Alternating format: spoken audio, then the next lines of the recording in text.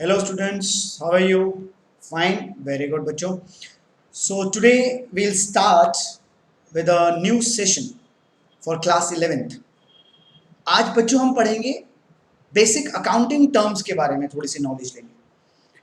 You all should know that since account is a new subject for you people, तो ये वाला जो chapter है बच्चों basic accounting terms it is very very important for us. मतलब इसकी knowledge आपको बहुत अच्छे से होनी चाहिए. क्यों? क्योंकि अगर अकाउंटिंग टर्म्स की नॉलेज आपको अच्छे से होगी तभी आप आगे के चैप्टर्स को पढ़ पाओगे. इट इज़ लाइक दैट कि अनटिल एंड अनलेस अगर हम किसी बच्चे को अकाउंटिंग टर्मिनोलॉजीज की नॉलेज नहीं देंगे तो वो अकाउंट्स क्या समझेगा, उसे क्या पता कि डेटर, कैश, एसेट, लाइबिलिटी ये सब क्या है. If you use the word, we keep on using these words but हमें इनकी नॉलेज नहीं है, हमें इनका मतलब नहीं पता है, तो there is no point. So that means accounting term जो है chapter, you can say it is one of the pillars of our accountancy. किसी भी बिल्डिंग को खड़ी करने में पिलर्स एक सपोर्ट होते हैं. जितने भी पिलर आप लगाओ, 4, 5, 6, 8, how many pillars you want, that is okay, but this accounting term is one of the pillars of our accountancy, यानी बेस माना जाएगा. तो आज हम इस अकाउंटिंग टर्म्स को स्टार्ट करेंगे. तो इसे स्टार्ट करने से पहले बच्चों एक चीज का आप सब ने ध्यान रखना है कि इस टर्म्स को अपने नॉलेज में इतनी बढ़िया से बिठा लेना है, अपने दिमाग में इतना से बढ़िया से फिट कर लेना है कि whenever if anybody ask you कि ये क्या होता है तो आपको पता होना चाहिए, ये कहाँ यूज होता है वो आपको पता होना चाहिए. तो उसके बिना otherwise you will not be able to move a single step ahead. तो ध्यान रखना है कि अकाउंटिंग टर्मिनोलॉजीज को बहुत इंपॉर्टेंट और बहुत बढ़िया से करना है. नोट्स आप सबकी बुक्स में हैं ही, तो ऐसा हमें कुछ लिखने की जरूरत नहीं है, बट स्टिल जो चीज़ें इंपॉर्टेंट होगी हम उसको जरूर डिटेल में लिखेंगे. तो सबसे पहली टर्म जो आज हम पढ़ने जा रहे हैं दैट इज कैपिटल.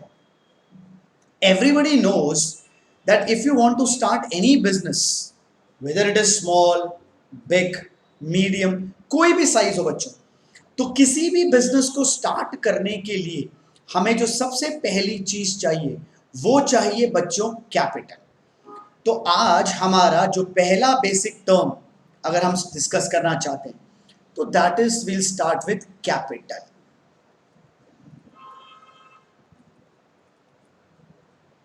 तो कैपिटल क्या हुआ बच्चों? मैंने बोला कि सपोज मैं एक ओनर हूं, ये एक पर्सन है दीपक, और दीपक को एक बिजनेस स्टार्ट करना है, एक शोरूम खोलना है. उस शोरूम को खोलने के लिए उसे एक बिल्डिंग चाहिए, बिल्डिंग के अंदर इंफ्रास्ट्रक्चर खड़ा करना है, उसके लिए पैसे चाहिए, अंदर फर्नीचर लगाना है, उसके लिए पैसे चाहिए, उस शोरूम को अट्रैक्टिव बनाना है, उसके लिए पैसे चाहिए. तो उसने सारा एस्टिमेट लगाया and at the finally he decided that in order to start this showroom, इस पूरे शोरूम को स्टार्ट करने में मेरा कम से कम नहीं तो 60 लाख रुपीस लग जाएगा. ठीक है, उसने एस्टिमेट ले लिया, ये 60 लाख रुपए उसने बिजनेस में लगा दिए और अपने शोरूम को इस्टेब्लिश करा और वो शोरूम खड़ा हो गया. So this 60 lakh rupees will be called as a capital for our business. So that means capital means what? The amount of money invested to start a business, यानी amount of money invested to start a business. अब बच्चों जरूरी तो नहीं है कि सिर्फ business को स्टार्ट करने में आपने पैसा ही लगाया हो, कुछ और भी तो इन्वेस्टमेंट हो सकती है. Apart from money you can invest some other things also. मान लेते हैं कि शोरूम आपको खोलना था तो आपके पास एक बिल्डिंग, एक प्रॉपर्टी पहले से पड़ी हुई थी. You might have purchased it some years back as an investment. अचानक आपका मूड आ गया कि यार मैं एक काम करता हूं, जगह तो मेरे पास है ही, shall I open a showroom. Done, होगी बात. अब क्या हुआ? शोरूम तो आपने पहले से खरीद रखा है. अब इनिशियली क्या होगा, अब आप जब अपना बिजनेस स्टार्ट करोगे तो आपने वो शोरूम को भी अपने बिजनेस में लगाया, प्लस अब एक्स्ट्रा मनी जो आप लगाएंगे उसको इंफ्रास्ट्रक्चर को खड़े करने में, उसे स्टैंड करने में, उसका सेटअप करना है, उसको अंदर से बढ़िया सा बनाना है, तो अब आपके 30 लाख रुपीस लग गए। Why? Because showroom was already with you. तो अब अगर आपसे कोई पूछे that what is the total capital invested by you in your business, तो आप क्या बोलेंगे? जी जो शोरूम की कॉस्ट प्लस जो मैंने मनी लगाया, that will be my total capital. तो अगर आपसे कोई पूछता है कि बच्चों कैपिटल की डेफिनेशन क्या है, तो आपने बोलना है द अमाउंट ऑफ मनी और गुड्स और any property which is invested to start a business. Push करने के लिए जो पैसा लगाया या कोई चीज लगाई, कोई प्रॉपर्टी लगाई, the total amount of that is what which is called as a capital. तो ये हमारा पहला मेजर टर्म हुआ बच्चों, जिसे हम बोलते हैं कैपिटल। अब नेक्स्ट टर्मिनोलॉजी की बात करते हैं, that is one of the important terminologies, उसको तो हम बड़ा आराम से डिस्कस करना पड़ेगा बच्चों। Second term is assets.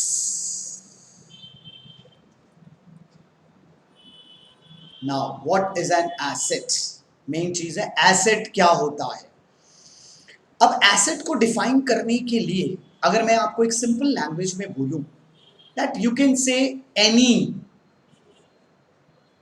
Property, anything which is helping you to run your business, जो आपको बिजनेस को चलाने में हेल्प कर रही है, जिसकी मदद से आपका बिजनेस चल रहा है और वहीं से ही आप प्रॉफिट्स भी अर्न कर रहे हो, that is what which is basically called as an asset. इसे हम अपनी लैंग्वेज में बोलते हैं धरोहर संपत्ति। अब मैं आपको एग्जांपल देता हूं बेटा, से सपोज आप किसी शोरूम में शॉपिंग करने जाते हो, तो जो शोरूम का ओनर है वो शोरूम उसका अपना है, वहां उसने बहुत बढ़िया से उसको इंफ्रास्ट्रक्चर खड़ा किया हुआ है, फर्स्ट क्लास लाइटिंग्स कर रखी है, अपने गुड्स को बढ़िया से डिस्प्ले कर रखा है। क्यों? ताकि वो कस्टमर्स को अट्रैक्ट कर सके, राइट? वहां से वो अपनी सेल बढ़ा सके, उसके पास गुड्स आए और फिर वो अपनी सेल करे और पैसा अर्न कर सके। तो उसके लिए वो शोरूम एक एसेट माना जाएगा। क्यों? क्योंकि वो उसे मनी को अर्न करने में हेल्प कर रहा है। इसी तरीके से if you go by a taxi, जो हम ओला और उबेर्स हायर करते हैं, तो जो टैक्सी के ओनर्स हैं, उनके जो मालिक हैं, उनके लिए उनकी टैक्सीज क्या है? एक एसेट है। Why? Because they are running those taxis, carrying the passengers, earning money from them, तो इट इज एन एसेट। तो एसेट का मतलब सबसे पहली चीज एसेट की क्या होनी चाहिए? It should be owned by the business, you should be the owner of that thing. मतलब कोई भी ऐसी चीज जो आपकी अपनी है, जो आपको बिजनेस को रन करने में हेल्प करती है और वो आपको फ्यूचर में इकोनॉमिक बेनिफिट प्रोवाइड करता है। इकोनॉमिक बेनिफिट का मतलब क्या है? पैसा, मनी अर्न करने में आपको हेल्प करता है, that is called as an asset for a business. अब वो कुछ भी हो सकता है, it can be a property, दुकान भी हो सकती है, मकान भी हो सकता है, शोरूम भी हो सकता है, गाड़ी भी हो सकती है, मशीनरी भी हो सकती है।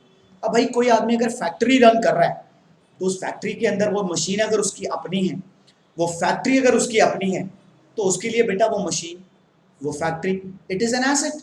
क्यों? बिकॉज वो उसी की मदद से ही तो प्रोडक्शन कर रहा है और उसी की हेल्प से वो पैसा कमा रहा है, मनी अर्न कर रहा है, तो उसके लिए वो क्या माना जाएगा?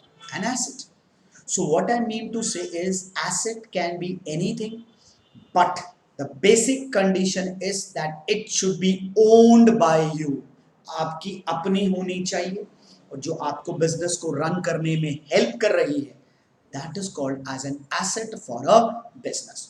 तो हम इसको डिफाइन कर सकते हैं, एनी प्रॉपर्टी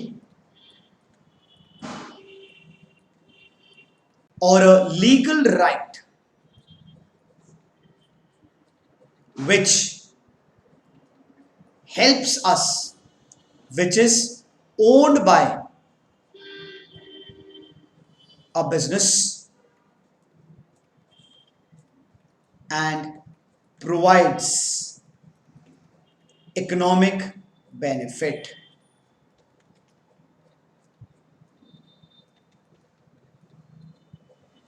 to us. अब आपसे कोई पूछे इकोनॉमिक बेनिफिट का मतलब क्या है? मनी बेटा, प्रॉफिट। आपको जो वो पैसा कमा कर देगा, प्रॉफिट कमा कर देगा, वो आपके लिए एक एसेट होगा। अब वो छोटी दुकान है, मशीन्स हैं, प्रॉपर्टी है, गाड़ी है, it can be anything. So we can say any property or a legal right which is owned by a business and provides economic benefit to us, that is what which is basically called as an asset. Say we can take an example. I am a teacher. I am running a coaching institute by profession. तो मेरे लिए वो मेरा coaching institute, उसमें furniture, उसके air conditioners, everything is earning, helping me to teach the students and earn money. तो मेरे लिए वो भी एक एसेट माना जाएगा. तो एसेट का मतलब है कोई भी ऐसी चीज जो आपको बिजनेस को रन करने में हेल्प करती है, but provided it should be owned by you, then it is only called as an asset for a business. ये तो होगी बच्चों एसेट की डेफिनेशन. आई होप कि आपको ये क्लियर भी हो गई होगी. अब हम बात करते हैं कि एसेट्स को कैसे कैटेगराइज करते हैं. अभी हम एग्जांपल्स की बात नहीं करेंगे, अब हम टाइप्स ऑफ एसेट्स की बात करेंगे, because asset is categorised into different types. Types of assets. तो बच्चों एसेट को हम 3 पार्ट्स में डिवाइड करते हैं. First,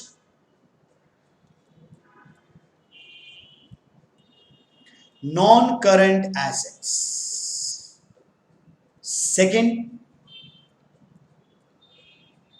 current assets.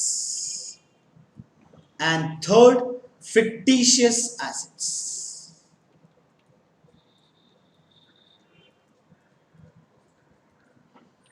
अब नॉन करंट एसेट्स को हम लोग फिक्स्ड एसेट्स भी कह सकते हैं. So that means assets are categorised into 3 types: non current, which is also called as fixed, current assets and fictitious assets. पहले अब हम नॉन करंट एसेट को डिस्कस करेंगे. अभी भी हमने एग्जांपल्स नहीं दिए हैं, अभी देंगे, आराम से देंगे. पहले बात करते हैं नॉन करंट एसेट्स क्या चीज होती है,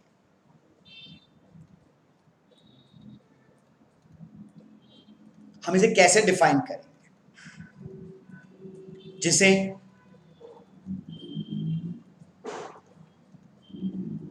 फिक्स्ड एसेट्स भी कहते हैं.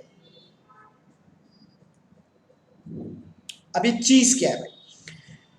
नॉन करंट यानी कि फिक्स्ड ऐसे एसेट्स जो आपने एक बारी खरीदे और वो आपके साथ जुड़ गए, जिसे कहते हैं ना कि आपके साथ चिपक गए. अब वो तब तक आपको नहीं छोड़ेंगे जब तक आप नहीं चाहोगे. What I mean to say is, once you buy them, they will stick with you, and until and unless you don't want to dispose of them, जब तक आप उनको अपना पीछा नहीं छुड़वाना चाहते, वो आपके साथ चिपके रहेंगे. तभी तो नाम बड़ा फिक्स्ड एसेट. तो इसका मतलब आप बच्चे सोचते हैं ऐसे कौन से एसेट है. सो दैट मीन्स स्टूडेंट्स, ये वो एसेट होंगे जो आपने खरीदे ही अपने बिजनेस को रन करने के लिए. लॉजिकल सी बात है कि जिस एसेट से आप अपना बिजनेस चला रहे हो, ऑब्वियसली वही आपके साथ हमेशा रहेंगे, राइट? और ना आप उन्हें बेचने की सोचोगे. तो ऐसे एसेट्स को कहा जाता है नॉन करंट या फिक्स्ड एसेट्स. अब अगर हम इसे डिफाइन करना चाहें तो हम लिखेंगे those assets which are acquired by a business not for sale. बेचने के लिए नहीं, किस लिए? अपने यूज के लिए, अपने बिजनेस को रन करने के लिए, ताकि मैं उसकी हेल्प से मनी को अर्न कर सकूं. They are called as non current और फिक्स्ड एसेट्स. क्योंकि मैंने क्या बोला कि वो एसेट्स होते हैं जो आपने एक बारी खरीदा और आपके साथ चिपक गए. आपको इतनी जल्दी आप उनसे नहीं पीछा छुड़ा सकते, उसे कहते हैं नॉन करंट एसेट्स। और वो कौन से एसेट्स होंगे? वो वही एसेट्स होंगे बेटा जो आपने बिजनेस को रन करने के लिए खरीदे होंगे। तो हम कहते हैं those assets which are purchased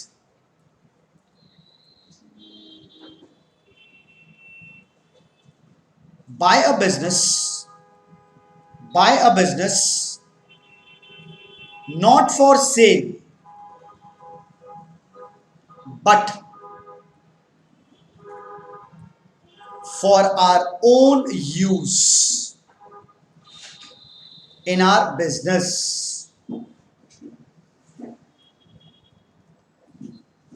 मतलब जिन एसेट्स को हमने अपने बिजनेस के यूज के लिए खरीदा है वो एसेट्स नॉन करंट या फिर फिक्स्ड एसेट्स माने जाते हैं। ये वो एसेट्स होते हैं जो आपको बिजनेस को रन करने में हेल्प कर रहे हैं। तो अगर आप चाहो तो इसको एक और तरीके से डिफाइन कर सकते हैं। क्या चीज? Those assets which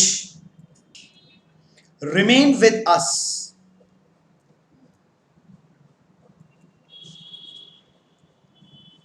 for a longer time period, that is more than 1 year।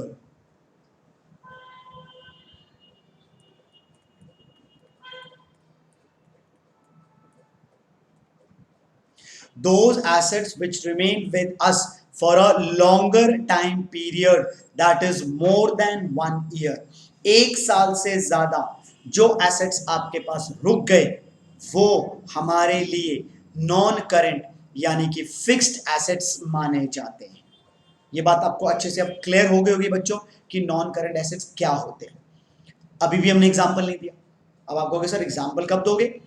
Example भी देंगे।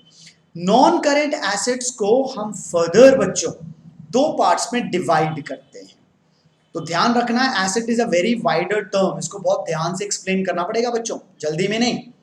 तो अब types of non current assets की अगर हम बात करते हैं तो कौन कौन से टाइप्स हैं भाई? Non current assets are categorised into two parts. First one is tangible assets. अब ये टैंजिबल एसेट्स क्या है? It's a normal word, everybody knows the meaning. Which have a physical existence.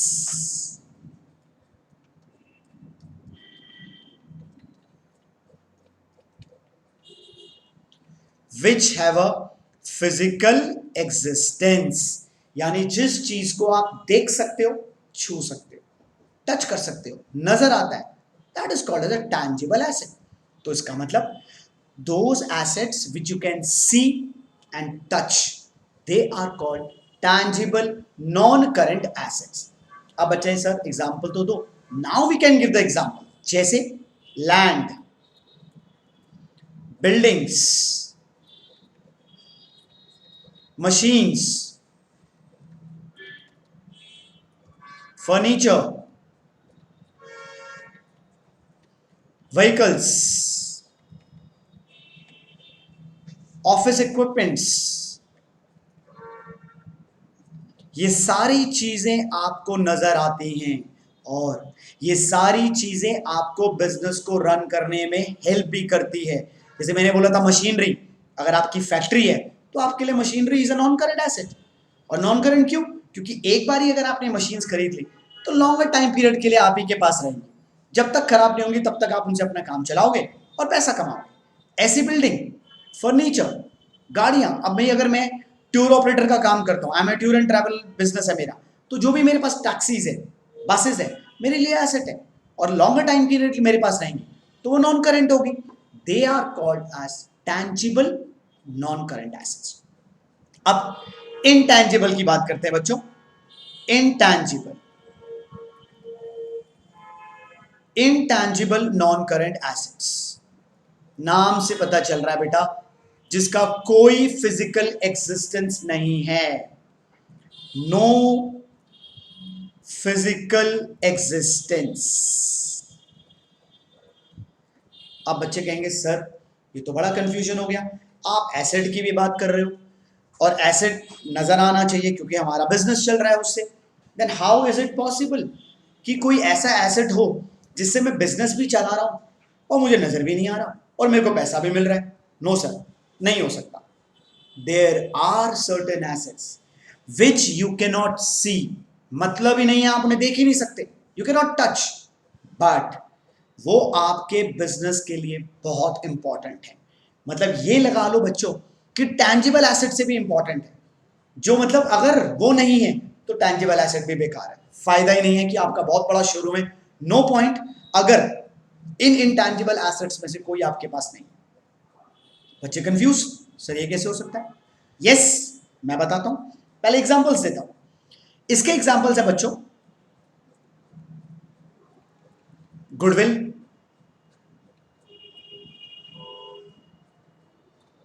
Softwares, patents,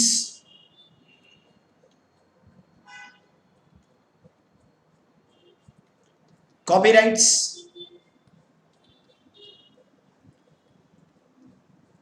brand names. These are some of the intangible assets.